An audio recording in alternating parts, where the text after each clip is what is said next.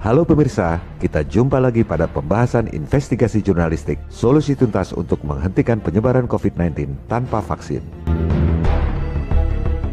Kajian ini disusun bersama oleh portal berita Forum News Network, Presidium Rakyat Menggugat, dan Investigasi 101 Channel. Investigasi jurnalistik ini adalah rangkuman dari 64 dokumen-dokumen yang kredibel berupa jurnal ilmiah, buku, artikel, dan rekaman video yang sebenarnya ada, tapi jarang terinformasikan kepada publik. Investigasi jurnalistik ini kami bagi menjadi 5 episode, yaitu episode 23 sampai 27. Kita masuk pada pembahasan episode 23, rahasia di balik PCR test.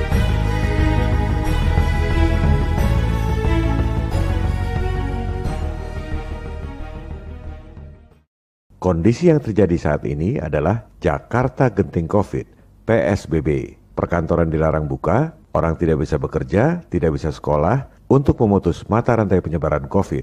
Itulah instruksi yang disampaikan oleh penguasa global yaitu WHO. Ironisnya, di Beijing, orang justru boleh tidak pakai masker. Ini adalah fakta yang menarik. Di Jakarta PSBB, di Beijing boleh tidak pakai masker. Apa sebabnya? Di sini ditulis, karena statistik COVID rendah. Kita lihat datanya. Statistik COVID di Beijing memang rendah. Jauh lebih rendah dibanding Jakarta atau Indonesia.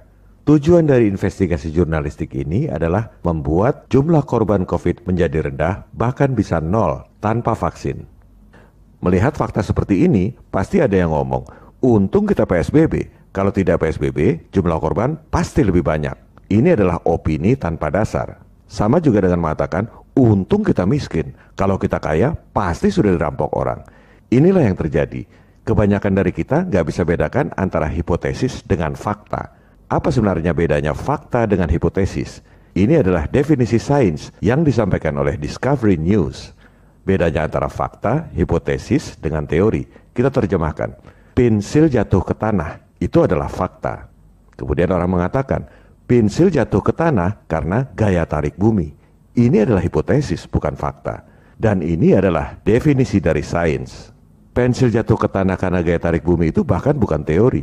Teori yang sebenarnya, menurut sains, adalah pensil jatuh ke tanah karena ruang dan waktu melengkung. Inilah teori relativitas Einstein. Dan itu pun bukan satu-satunya teori.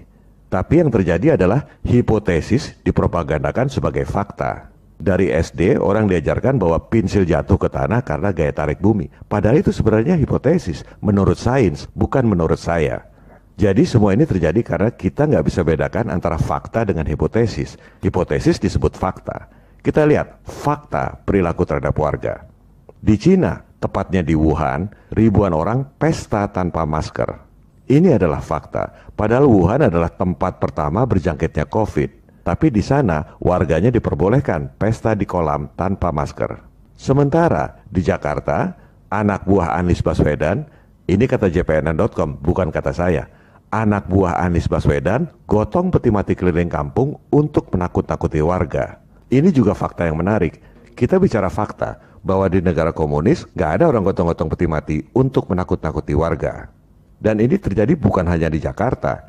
Di Manado misalnya, orang yang tidak patuh pada protokol COVID dihukum untuk memakai rompi oranye bertuliskan orang kepala batu. Di Depok yang melanggar PSBB disuruh pakai rompi sambil menyapu jalanan. Sementara di Cina, warga Wuhan pesta renang tanpa masker. Mari kita lihat.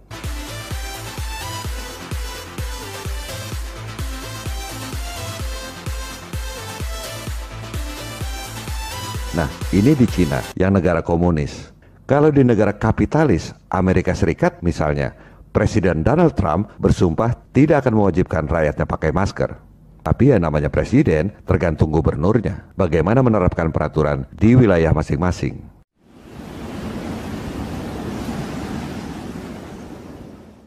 Yang terjadi saat ini adalah penggiringan opini seolah-olah ada pertentangan antara pilih ekonomi atau pilih kesehatan. Jadi digambarkan yang pilih ekonomi gambarnya duit, bahwa yang pilih ekonomi itu memikirkan duit, sementara yang dikorbankan adalah yang memikirkan kesehatan. Ini adalah analisis dari gambar yang ada. Kemudian ditambah lagi ada arit kematian yang siap mengancam. Ini adalah penggiringan opini yang sebenarnya adalah jebakan konflik buatan Nekolim agar rakyat perang sendiri. Jadi, kalau kita dihadapkan pada pilihan, pilih ekonomi atau pilih kesehatan, yang seharusnya kita pilih adalah kebenaran. Jadi, nggak usah pikirkan pilih ekonomi atau kesehatan, kebenarannya dulu yang harusnya kita cari. Sebab kebenaran ini nggak mungkin mengorbankan kesehatan. Kebenaran juga nggak mungkin mengorbankan ekonomi. Dengan memperoleh kebenaran, dua-duanya dapat. Ekonomi dapat, kesehatan juga dapat. Inilah prinsip dari jurnalisme sejati, yaitu mencari kebenaran, sesuai dengan sumpah suci, the truth, the whole truth, and nothing but the truth. Kebenaran, kebenaran seutuhnya, dan tak ada yang lain selain kebenaran. Disinilah perlunya investigasi jurnalistik. Contoh investigasi jurnalistik yang bagus adalah yang dilakukan oleh majalah terkemuka The Economist dengan cover story bertajuk How Science Goes Wrong, tatkala sains dipenuhi perkeliruan. Para jurnalis mengungkap perkeliruan apa yang biasa terjadi di dunia sains, khususnya dalam penelitian. Sebagai catatan, spesies COVID adalah temuan baru sains. Memang majalah ini tidak menceritakan COVID karena ini sudah lama. Yang mereka ceritakan adalah bagaimana penyimpangan itu terjadi, khususnya dalam penelitian, bagaimana sebenarnya temuan-temuan sains itu banyak yang tidak bisa dipertanggungjawabkan. Dampaknya apa, solusinya gimana. Dan kalangan akademisi menerima kritik yang disampaikan oleh majalah The Economist ini. Kalau Anda ketik How Science Goes Wrong di Google, yang keluar bukan hanya artikel dari The Economist, tapi juga berbagai link dari berbagai universitas yang membagikan investigasi jurnalistik ini. Contoh yang lain adalah yang dilakukan oleh dua orang wartawan The Washington Post yang mengungkap skandal Watergate yang pada akhirnya membuat Presiden Nixon mundur. Kalau kedua wartawan ini tidak mengungkap informasi tersebut, pasti korupsi itu akan terus berlangsung. Semangat seperti inilah yang kami bawa dengan investigasi jurnalistik ini.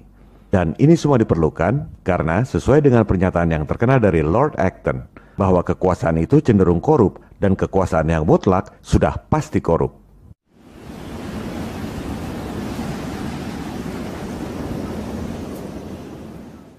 Selanjutnya, kita masuk pada pembahasan apa penyebab pesatnya peningkatan jumlah korban penyakit menular menurut penemu PCR.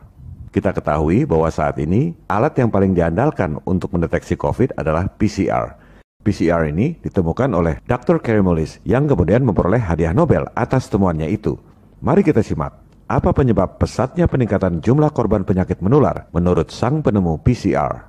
Ia mengatakan bahwa pesatnya peningkatan jumlah korban epidemi terjadi akibat pesatnya peningkatan tes. Berapa uang yang kita dapat dari epidemi tahun ini? Epidemi terjadi karena kita dapat duit terus dari situ tiap tahun.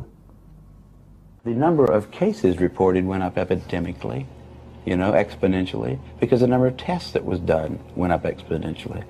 Betul kan? Jumlah korban epidemi yang dilaporkan meningkat pesat seiring dengan peningkatan pengujian. How many doctors knew about HIV in 1983? 2. How many knew about it in 1985? Say 500. How many knew about it in 1986? 40,000. So that's where the curve came from. How much money did we make off of HIV this year? And they could have plotted that, and it would have looked the same. And they could have said it's an epidemic because we're making more and more money off of it every year. Luar biasa. Berapa banyak dokter yang berani berkata seperti itu? Kary Mullis adalah seorang dokter aktivis, bukan dokter antek globalis atau nekolim. Perhatikan kata kita. Ia menyebutnya kita. Jadi statement itu adalah otokritik buat kalangan dokter dan saintis dari seorang pemenang hadiah Nobel. Yang disampaikan oleh Dr. Kary Mullis itu adalah fakta. Tadi di awal kita sudah jelaskan, fakta itu contohnya pensil jatuh ke tanah, itu fakta. Kalau pensil jatuh ke tanah karena gaya tarik bumi, itu adalah hipotesis yang dikira fakta oleh sebagian besar orang. Kita lihat faktanya. Tingkat penularan COVID pesat luar biasa. Buktinya banyak orang yang terpapar COVID. Faktanya adalah statistik tinggi itu disebabkan karena hasil tes. Kalau hasil tesnya positif, disebut terpapar COVID. Kalau banyak yang hasil tesnya positif, disebut korban banyak karena tingkat penularannya tinggi. Kalau hasil tes negatif, orang tak disebut kena COVID. Kalau semua orang yang dites hasilnya negatif, disebut COVID sudah tidak ada. Itu semua karena hasil tes, persis seperti yang dikatakan oleh sang penemu PCR. Lantas orang mengatakan, itu banyak yang mati. Kamu gila apa? Ada 100 dokter mati. Kamu masih gak percaya? Kamu itu denial, membahayakan orang. Coba kita lihat faktanya. Disebut mati karena apa? Karena hasil tesnya positif kan? Kalau hasil tesnya negatif, gak disebut mati karena COVID. Faktanya, yang mati itu adalah yang punya penyakit bawaan. Nggak ada yang mati karena COVID doang. Dan kebanyakan karena ditambah stres dan rasa takut, mengakibatkan imunitasnya hilang dan akhirnya mati. Kemudian ada orang tanpa gejala. Kenapa bisa begitu? Faktanya karena hasil tes. Orang nggak sakit, hasil tesnya positif. Maka disebut orang terinfeksi tapi tanpa gejala. Ada orang sembuh sendiri, itu karena hasil tes. Sekarang dites hasilnya positif, disebut kena COVID. 2 jam kemudian, tes lagi hasilnya negatif, disebut sudah sembuh. Lantas dikatakan virusnya bermutasi terus. Itu juga karena hasil analisis PCR. Sekarang terdeteksi urutan genetiknya seperti ini. Besok hasil PCR urutan genetiknya beda, maka disebut virusnya bermutasi. Oleh sebab itu, sangat penting kita memahami fakta tentang cara kerja PCR.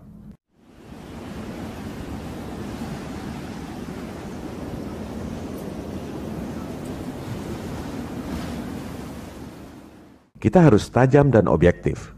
Ini ada daftar referensinya. Apa yang kami sampaikan adalah rangkuman dari referensi-referensi tersebut dalam bahasa yang sederhana sehingga mudah dipahami awam. RT-PCR adalah penggabungan 2 metode, yaitu PCR atau Polymerase Chain Reaction dan RT atau Reverse Transcriptase. Kita bahas PCR-nya dulu. PCR ditemukan oleh Dr. Kary Mullis tahun 1983 yang kemudian memperoleh hadiah Nobel tahun 1993. Fungsinya adalah menggandakan bagian tertentu dari DNA dalam jumlah banyak secara singkat. Kita lihat di sini. Bahasa sederhananya adalah alat untuk menggandakan jempol Anda yang ada sidik jarinya. Dari 1 jempol Anda menjadi 1 miliar jempol dalam 30 kali putaran. Itu luar biasa. Jempol Anda jadi ada 1 miliar, masing-masing kukunya sama, sidik jarinya sama, sehingga memudahkan untuk dianalisa lebih lanjut. Pertanyaannya, bisa nggak alat ini menggandakan kelingking Anda? Nggak bisa, dia hanya bisa menggandakan jempol. Bisa nggak menggandakan kuping Anda? Nggak bisa, dia hanya bisa menggandakan jempol. Bisa nggak menggandakan tubuh Anda seluruhnya? Nggak bisa, dia hanya bisa menggandakan jempol. Analoginya adalah seperti itu. Kalau benerannya, PCR ini hanya menggandakan bagian tertentu dari DNA. Bisa nggak dia menggandakan DNA secara keseluruhan? Nggak bisa. Bisa nggak dia menggandakan RNA? Nggak bisa. Bisa nggak dia ngelihat virus? Nggak bisa. Dia hanya mengcopy bagian tertentu dari DNA. Ilustrasinya seperti ini. Dari 2 DNA, dicopy menjadi 4. Dari 4 DNA, dicopy menjadi 16. Hanya bisa potongan DNA itu yang dikerjakan. Dia tidak bisa melakukan hal yang lain. Kalau begitu, fungsinya apa? Setelah digandakan menjadi banyak, yaitu 1 miliar dalam 30 kali putaran saja, ini memudahkan untuk analisa forensik, diagnostik medis atau cloning DNA. Kalau cuma 1 DNA, nggak bisa dianalisa, karena jumlahnya banyak sehingga mudah untuk dianalisa. Itulah fungsi dari PCR. Dan ini adalah terobosan yang luar biasa, belum ada tandingannya sampai sekarang. Dari tahun 83, sudah 37 tahun, alat ini tetap dipakai karena nggak ada lagi yang bisa menggandakan seperti ini. Sehingga penemunya yaitu Dr. Kary Mullis disebut sebagai intolerable genius dari Berkeley. Jadi memang alat ini secara teknis sangat spesifik. Dia nggak bisa memproses RNA atau melihat virus secara utuh. Kemudian alat ini digunakan oleh para saintis untuk mendeteksi virus. Caranya dengan mengekstraksi RNA yang bentuknya satu untai gini, kalau DNA itu yang double. Nah, RNA ini nggak bisa diproses di PCR karena dia hanya bisa memproses DNA. Dari situlah kemudian protokolnya digabung dengan metode lain yaitu reverse transcriptase atau RT yang ditemukan oleh saintis Jepang 13 tahun sebelumnya. Fungsinya adalah merekayasa RNA yang satu untai ini menjadi DNA rekayasa, disebut complementary DNA atau cDNA, C-nya kecil. Barulah kemudian diproses. Karena kalau langsung alat ini PCR nggak bisa memproses RNA. Dan memang sejak awal, Kary Mullis membuat PCR ini untuk menganalisis DNA, bukan spesifik untuk memeriksa virus.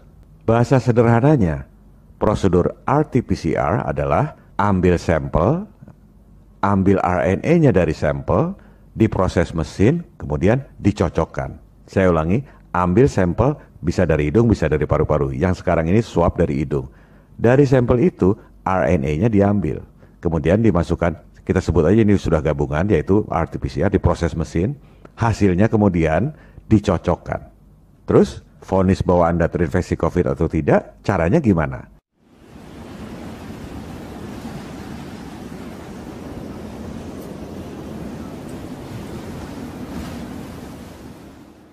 Kita baca referensi lain yang lebih jelas.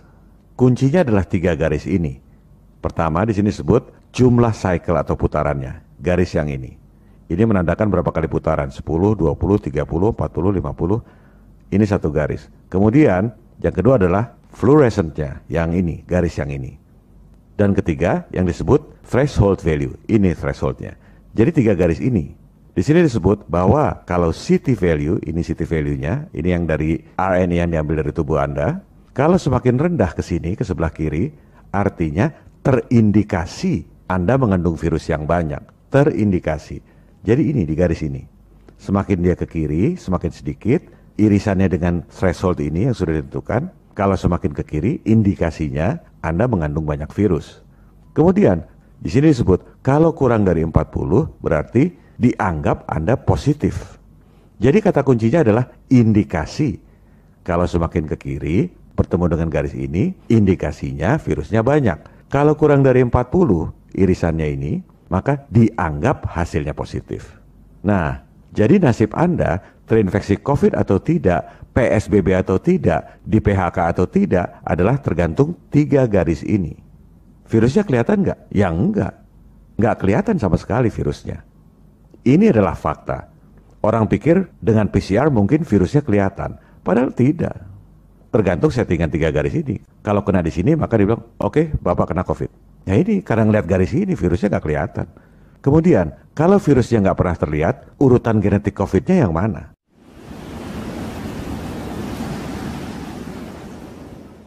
Nggak ada di 3 garis ini.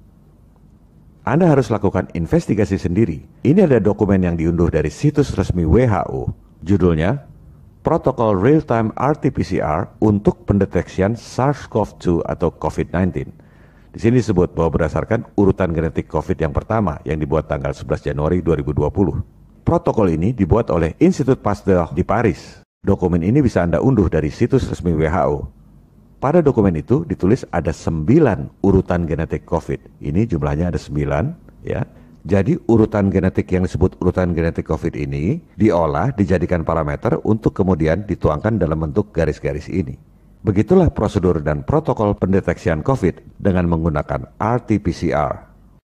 Sekarang kita masuk pada fakta yang disembunyikan dari prosedur pendeteksian virus yang menggunakan RT-PCR. Sebenarnya banyak referensi tentang ini. Banyak dokter yang tahu, tapi kebanyakan gak berani ngomong. Dan referensi-referensi seperti ini ditimbun begitu saja. Tugas kami hanya menyampaikan berbagai referensi yang sangat penting yang selama ini tidak banyak diketahui oleh publik. Ini ada referensi dari CEBM, The Center for Evidence-Based Medicine, pengobatan berbasis bukti yang merupakan bagian dari Oxford University. Judulnya, kalau hasil tes PCR Anda positif, Anda terinfeksi COVID atau tidak? Ini baru pertanyaan yang bermutu dan dijawab dengan fakta. Tulisan ini dibuat tanggal 5 Agustus 2020. Di situ ditulis, PCR itu alat yang handal untuk mendeteksi RNA. Tapi, apakah RNA tersebut milik virus menular atau bukan? Gak jelas. Dengan kata lain, tidak jelas apakah RNA yang diuji itu milik virus atau bukan. Kemudian, dalam kesimpulan ditulis, hubungannya dengan penyakit menular nggak jelas, dibutuhkan lebih banyak data untuk itu. Artinya apa? Tidak jelas hubungan sebab akibat antara RNA yang diuji dengan penyakit menular. Kita kembali pada bahasa sederhana, prosedur penggunaan RT-PCR. Masalah yang disebut oleh CEBM Oxford tadi, adanya di pangkal sebelum masuk PCR dan di ujung setelah diproses oleh PCR. RT-PCR-nya sendiri nggak ada masalah. Namanya mesin, tergantung dimasukkan apa dan dicocokkan dengan apa. Itu tidak diatur oleh PCR, tapi tergantung yang make, tergantung panduan prosedurnya. Lebih jelasnya lagi, masalah yang disampaikan oleh Oxford tadi terletak pada prosedur pengambilan atau ekstraksi RNA dari sampel swab dan masalah di ujung dicocokkan dengan apa. Jadi masalahnya ya dua ini, sebelum dan sesudah, di pangkal dan di ujung. Sekarang kita dengar referensi standar dari DNA Learning Center yang berjudul penggunaan RT-PCR untuk pendeteksian COVID. Kita dengarkan, sampel swab yang diambil dari hidung Anda itu isinya apa? The swab of a person with COVID-19 will contain a mixture of human cells, virus particles, and other microbes. Jelaskan, Sampel swab yang diambil dari hidung Anda berisi sel-sel manusia, partikel virus, dan berbagai makhluk mikro lainnya, yaitu ada jamur, bakteri, protozoa, eksosom, dan mungkin ada virus. Ini yang dimaksud oleh CIBM tadi, tidak jelas apakah RNA tersebut milik virus atau bukan, karena sebenarnya sampel swab itu isinya banyak makhluk. Kenapa kebanyakan orang atau dokter nggak sadar? Karena memang begitu panduannya. Ini sudah terjadi selama puluhan tahun terakhir, sejak PCR digunakan untuk mendeteksi HIV. Jadi kalau ditanya, dokter akan bilang, ini sudah sesuai dengan prosedur internasional. Coba kita dengar, panduan yang selama ini diajarkan itu bagaimana? Swab is inserted in the nostril and gently moved forward into the nasopharynx. Then it is rotated for a specified period time to collect secretions that contain the virus. Nah, digambarkan di sini seolah-olah dari hidung Anda itu isinya cuma virus doang. Nggak ada jamur, nggak ada bakteri, nggak ada ingus. Once the lysis buffer is added, the tube is mixed by pulse vortexing and incubated at room temperature. Nah, ini seolah-olah isinya virus doang, padahal isinya ada banyak makhluk. Then the virus is lysed under the highly denaturing conditions provided by the lysis buffer. Kemudian virusnya dihancurkan, tinggal tersisa RNA-nya. Inilah yang diambil. Prosedur ini betul kalau sampel itu isinya virus doang. Kalau ada makhluk lain, nggak jelas RNA makhluk apa yang kemudian diuji. Oke, kita jabarkan dalam bahasa yang lebih sederhana. Jadi, kalau Anda di swab, diambil sampel dari hidung Anda, swab itu isinya ada ingus, ada sel hidung, ada sel imun, ada bakteri, ada jamur, ada materi genetik bebas, ada eksosom, dan mungkin ada virus. Kemudian dilakukan proses ekstraksi. Sederhananya diambil RNA-nya. Analoginya kita mau ambil giginya si Fulan. Kita anggaplah ini sidik gigi gitu ya. Giginya si Fulan.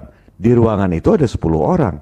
Ada si Fulan, si Badu, si Budi, dan lain-lain. Kemudian yang dilakukan sekarang ini 10 orang itu dikasih air keras misalnya. Dikasih larutan kimia hingga badannya hancur semua. Nggak bisa dikenali lagi. Tinggal tersisa giginya. Nah, gigi itu diasumsikan sebagai giginya si Fulan. Padahal bisa saja itu giginya si Budi, si Badu, dan lain-lain. Jadi, sebenarnya nggak jelas RNA makhluk apa yang kemudian diuji oleh PCR. Ini masalah sebelum masuk mesin PCR. Sekali lagi, prosedur ini sudah dilakukan selama puluhan tahun terakhir. Ini antara lain yang membuat Dr. Kary Mullis, penemu PCR dan pemenang Nobel, sangat tidak suka alatnya digunakan untuk memvonis orang kena AIDS. Kary Mullis wafat 5 bulan sebelum berjangkitnya COVID. Kalau masih hidup, saya yakin dia yang akan teriak paling keras soal COVID ini. Nah, seharusnya gimana kalau kita mau ngambil giginya si Fulan? Padahal ada 10 orang di dalam ruangan. Ya gampang aja kali, pisahkan aja dulu si Fulan. Si Fulan ini, misalnya nih Fulan, kita pisahkan dulu dari si Badu, si Budi. Setelah dipisahkan, misalnya mau dikasih air keras supaya badannya hancur, tinggal tersisa giginya, nggak ada masalah.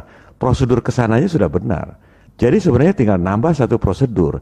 Karena di sini sampel isinya banyak, untuk memastikan ini adalah giginya si Fulan atau RNA-nya si virus, virusnya dimurnikan dulu, istilahnya dipisahkan, bahasa teknisnya dimurnikan. Jadi sebenarnya cuma nambah satu prosedur, murnikan dulu virusnya. Kita akan bahas solusi ini di episode 27. Selanjutnya, kita masuk ke ujung masalah. Dicocokkan dengan apa? Virusnya nggak kelihatan, urutan genetiknya juga nggak kelihatan. Hanya ada 3 garis yang dibuat oleh penguasa medis global. Pertanyaannya, kenapa nggak bikin panduan sendiri? Kita buktikan bahwa para saintis yang tentukan urutan genetik COVID pun bisa salah.